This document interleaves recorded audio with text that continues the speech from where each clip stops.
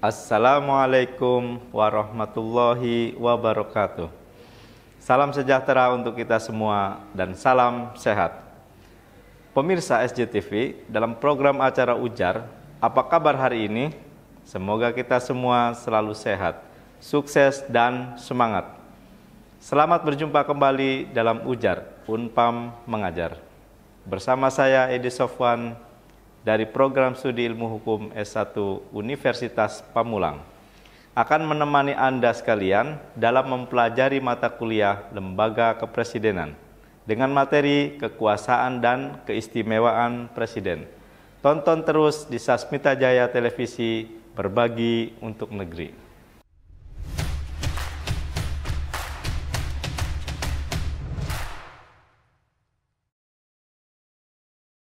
Pada pertemuan kali ini, saya akan menemani Anda sekalian untuk membahas mengenai hal-hal berhubungan dengan kekuasaan dan keistimewaan Presiden.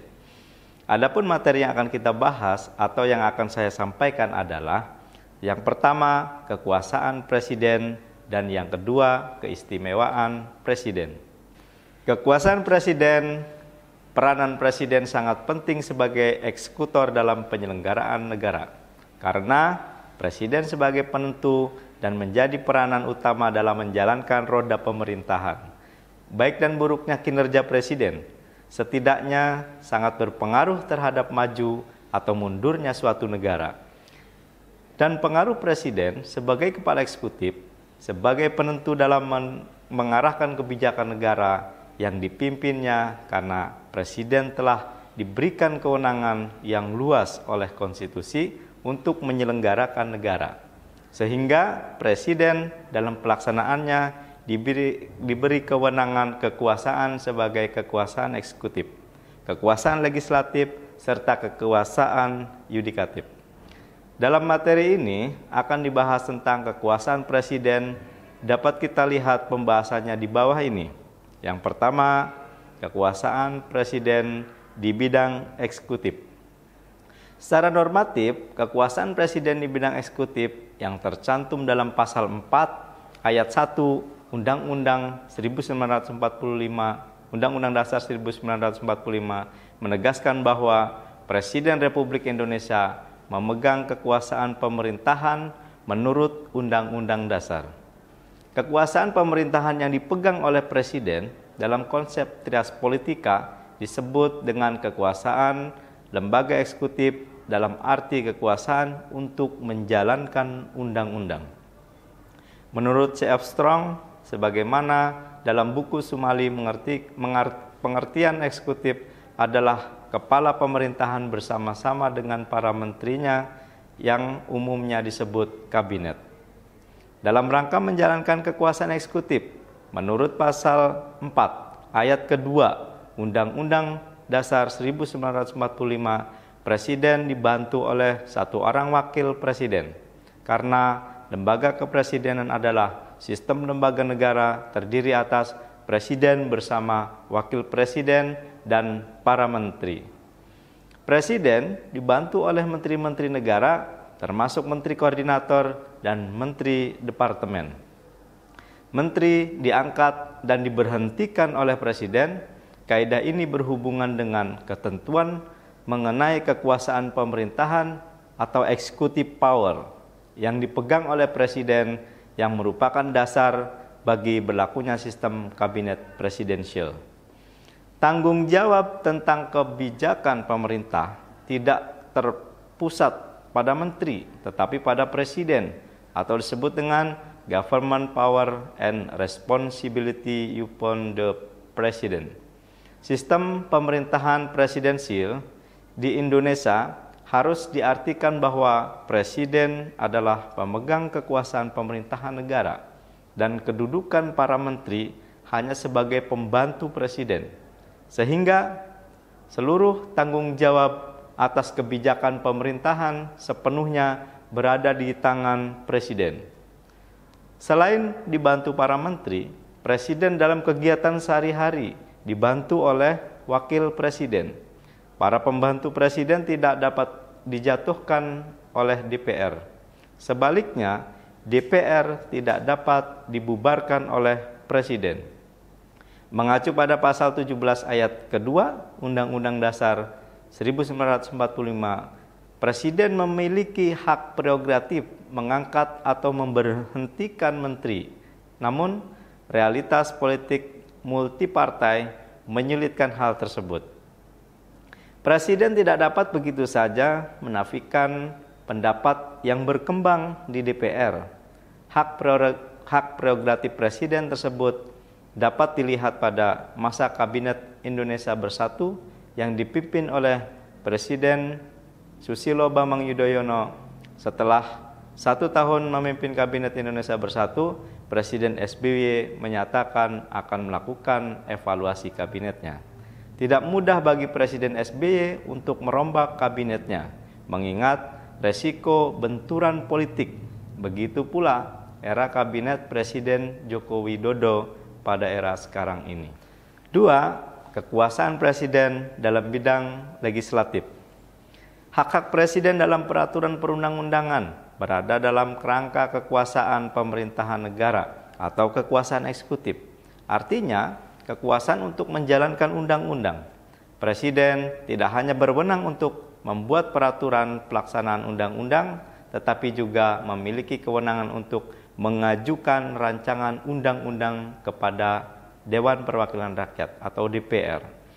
Sejarah menunjukkan jika pihak eksekutif merupakan produsen hukum terbesar, alasannya sangat sederhana. Antara lain, pertama, pihak eksekutif mengetahui paling banyak dan memiliki akses terluas dan terbesar untuk memperoleh informasi yang dibutuhkan dalam proses pembuatan hukum. Kedua, pemerintah jugalah yang paling tahu mengapa, untuk siapa, berapa, kapan, di mana, dan bagaimana hukum itu akan dibuat. Ketiga, dalam organisasi pemerintah, keahlian dan tenaga ahli paling banyak terkumpul yang memungkinkan proses pembuatan hukum itu dapat dengan mudah dikerjakan. Kenyataan ini mengakibatkan peran pemerintah menjadi sentral, dan ini juga bisa menimbulkan akses, yaitu organisasi pemerintahan menjadi sangat berkuasa di atas fungsi-fungsi organisasi di luar pemerintahan. Presiden sebagai kepala eksekutif mempunyai kekuasaan di bidang peraturan perundang-undangan yang bervariasi, yaitu pertama, kekuasaan legislatif, artinya Presiden berhak mengajukan rancangan undang-undang kepada DPR. Yang kedua, kekuasaan reglementer, yaitu membentuk peraturan pemerintah untuk menjalankan undang-undang atau untuk membuat peraturan pemerintah pengganti undang-undang. Dan ketiga, kekuasaan eksekutif yang di dalamnya mengandung kekuasaan pengaturan, yaitu pengaturan dengan membuat peraturan pemerintah dan peraturan presiden. Berkaitan dengan kekuasaan presiden di bidang legislatif, diantaranya adalah yang pertama, hak presiden mengajukan rancangan undang-undang.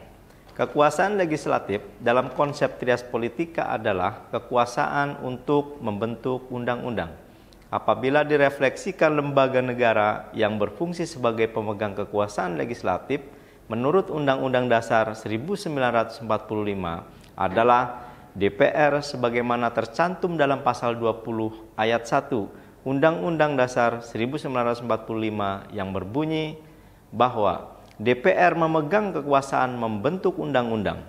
Pada kenyataannya, kekuasaan legislatif bukan dikuasai oleh DPR saja, tetapi Presiden juga memiliki hak ikut andil dalam sebagaimana ketentuan pasal 5 ayat 1 Undang-Undang Dasar 1945.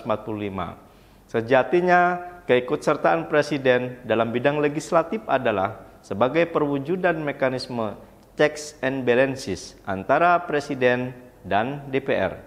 Sehingga arogansi DPR sebagai pemegang kekuasaan legislatif dapat diminimalisir.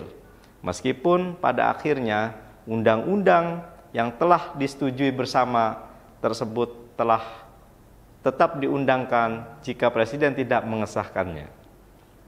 Yang kedua, hak presiden untuk menetapkan peraturan pemerintah pengganti undang-undang atau Perpu. Peraturan pemerintah pengganti undang-undang adalah peraturan perundang-undangan yang ditetapkan oleh presiden dalam hal ihwal kegentingan yang memaksa. Hal ini sebagaimana ketentuan pasal 1 ayat 4 Undang-Undang Nomor 10 Tahun 2004. Materi muatan peraturan pemerintah pengganti undang-undang atau Perpu sama dengan materi muatan undang-undang. Dalam hal ihwal yang memaksa atau kegentingan yang memaksa, negara dalam keadaan darurat, pemerintah berhak menetapkan Perpu sebagaimana ditegaskan dalam pasal 22 ayat 1 Undang-Undang Dasar 1945 yang menyatakan bahwa dalam hal ihwal kegentingan yang memaksa, presiden berhak menetapkan peraturan pemerintah sebagai pengganti undang-undang. Yang ketiga, hak presiden untuk menetapkan peraturan pemerintah. Hak presiden yang bersifat regulatif atau mengatur adalah hak untuk menetapkan peraturan pemerintah untuk menjalankan undang-undang. Sebagaimana ditegaskan dalam pasal 5 ayat 2 Undang-Undang Dasar 1945, presiden menetapkan peraturan pemerintah untuk menjalankan undang-undang sebagaimana mestinya. Yang keempat, hak presiden untuk membuat peraturan presiden. Hak presiden yang bersifat mengatur atau regeling secara normatif tercantum dalam pasal 1 angka 6 Undang-Undang Nomor 12 Tahun 2011 yang menegaskan bahwa peraturan presiden adalah peraturan perundang-undangan yang ditetapkan oleh presiden untuk menjalankan perintah peraturan perundang-undangan yang lebih tinggi atau dalam menyelenggarakan kekuasaan pemerintahan. Pasal 13 Undang-Undang Nomor 12 Tahun 2011 menegaskan bahwa materi muatan peraturan presiden berisi materi yang diperintahkan oleh undang-undang, materi untuk melaksanakan peraturan pemerintah, atau materi untuk melaksanakan penyelenggaraan kekuasaan pemerintahan. Bagian ketiga, kekuasaan presiden di bidang yudikatif. Hak-hak presiden di bidang yudikatif secara normatif telah diatur dalam pasal 14 ayat 1 dan ayat 2 Undang-Undang Dasar 1945. Pasal 14 ayat 1 menyatakan bahwa presiden memberi gerasi dan rehabilitasi dengan memperhatikan pertimbangan Mahkamah Agung.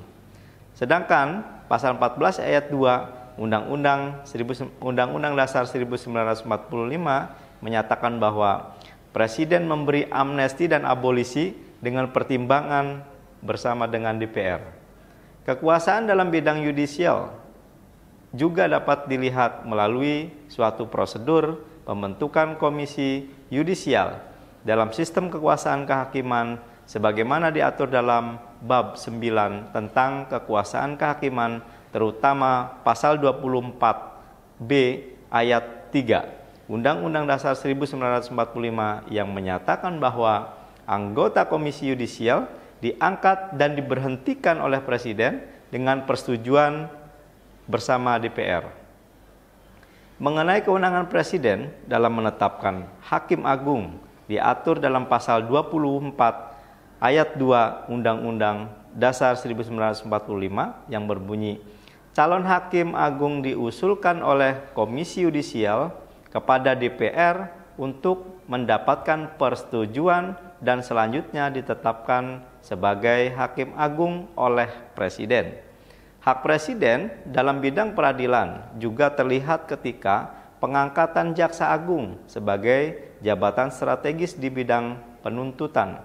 Sebagaimana realitas politik pemerintah bahwa jaksa agung adalah salah satu jabatan setingkat menteri negara diangkat oleh presiden sehingga termasuk dalam kabinet presidensial.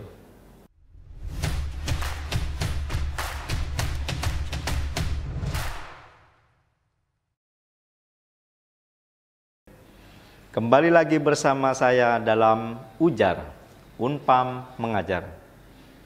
Yang kedua, keistimewaan presiden atau hak istimewa prerogatif presiden sebagai kepala negara berdasarkan ketentuan Undang-Undang Dasar 1945 adalah sebagai berikut. Yang pertama, pasal 5 ayat 2 Undang-Undang Dasar 1945, Presiden menetapkan peraturan pemerintah untuk menjalankan undang-undang sebagaimana mestinya.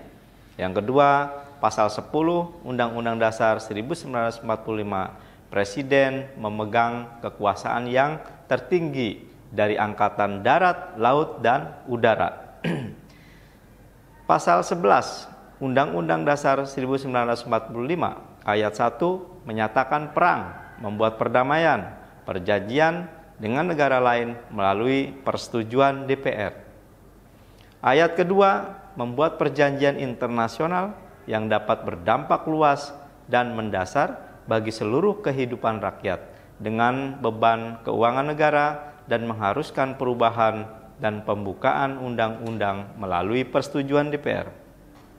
Yang keempat, pasal 12 Undang-Undang Dasar 1945, Presiden menyatakan keadaan bahaya sesuai dengan ketetapan undang-undang. Kelima, pasal 13 Undang-Undang Dasar 1945 ayat 1, Presiden mengangkat duta dan konsul. Ayat 3, Presiden menerima kunjungan duta dari negara lain. Yang keenam, pasal 14 Undang-Undang Dasar 1945 ayat 1, Presiden memberi gerasi dan rehabilitasi dengan mempertimbangkan keputusan Mahkamah Agung. Ayat kedua, Presiden memberi amnesti dan abolisi dengan mempertimbangkan keputusan DPR. Yang ketujuh, pasal 15 Undang-Undang Dasar 1945, Presiden memberi gelar, tanda jasa, tanda kehormatan lainnya yang diatur melalui undang-undang. Yang kedelapan, pasal 17 ayat 2 Undang-Undang Dasar 1945, Presiden dibantu oleh menteri-menteri yang diangkat dan diberhentikan oleh Presiden. Yang kesembilan, pasal 22 ayat 1 Undang-Undang Dasar 1945, Presiden berhak menetapkan peraturan pemerintah sebagai pengganti undang-undang. Berikut semua adalah keistimewaan Presiden. Baik sahabat Ujar, dari ruang lingkup kekuasaan dan keistimewaan Presiden yang disampaikan semoga dapat memberi wawasan dan pencerahan. Agar lebih paham, coba teman-teman sebutkan hak Presiden dalam bidang legislatif. Lalu yang kedua, jelaskan keistimewaan Presiden berdasarkan ketentuan yang diatur dalam konstitusi. Silakan teman-teman berdiskusi di kolom komentar.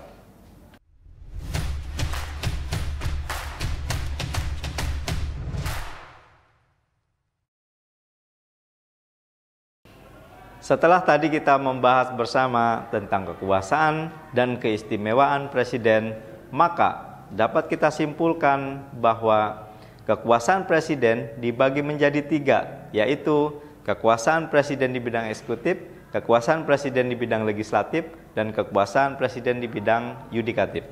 Pertama, kekuasaan Presiden di bidang eksekutif.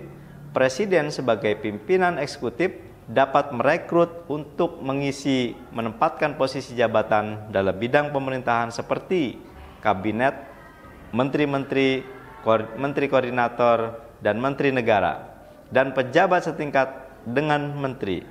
Presiden dibantu oleh satu orang wakil presiden. Presiden dapat memberhentikan menteri. Lalu yang kedua, kekuasaan Presiden di bidang legislatif. Dalam kekuasaan legislatif, Presiden dapat mengajukan rancangan undang-undang. Presiden dapat menetapkan peraturan pemerintah pengganti undang-undang atau Perpu. Yang ketiga, Presiden dapat menetapkan peraturan pemerintah atau PP. Presiden dapat membuat peraturan Presiden atau Perpres. 3. Kekuasaan Presiden di bidang yudikatif.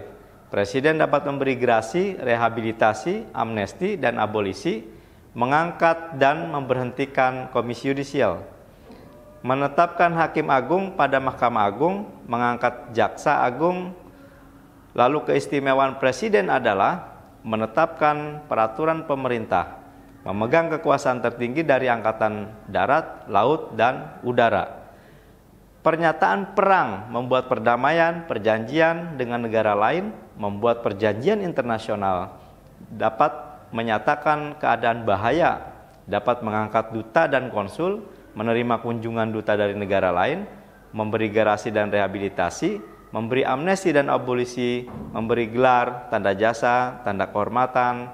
Presiden dibantu oleh menteri-menteri menetapkan peraturan pemerintah sebagai pengganti undang-undang atau perpu. Dalam pasal 1 ayat 6 Undang-Undang Nomor 12 Tahun 2011, Presiden dapat menetapkan peraturan presiden atau perpres.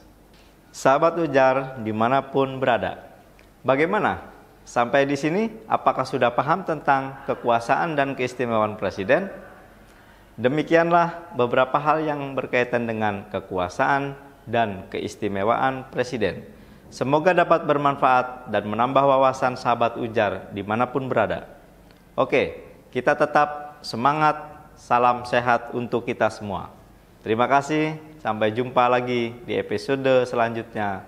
Salam Ujar. Wassalamualaikum warahmatullahi wabarakatuh.